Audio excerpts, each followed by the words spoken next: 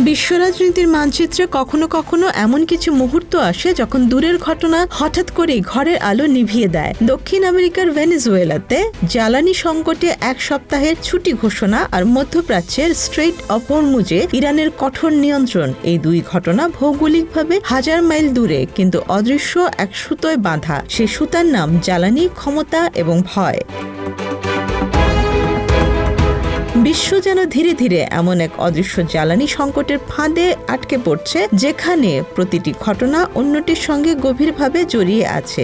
দক্ষিণ আমেরিকার দেশ ভেনেজুয়েলাতে জ্বালানি সংকট ও তীব্র তাপ প্রবাহের কারণে ছুটি ঘোষণা যেমন একটি অভ্যন্তরীণ সংকটের চিত্র তুলে ধরে, তেমনি মধ্যপ্রাচ্যের স্ট্রেইট অফ হরমুজ ঘিরে ইরানের কঠোর অবস্থান বিশ্বব্যাপী শক্তি রাজনীতিকে নতুন করে নাড়িয়ে দিচ্ছে। এই দুই প্রান্তের ঘটনা আলাদা মনে হলেও বাস্তবে তারা একই সুতায় বাঁধা। বিশ্বের জ্বালানি নির্ভরতা, রাজনৈতিক সংঘাত এবং জলবায়ু পরিবর্তনের সম্মিলিত চাপ।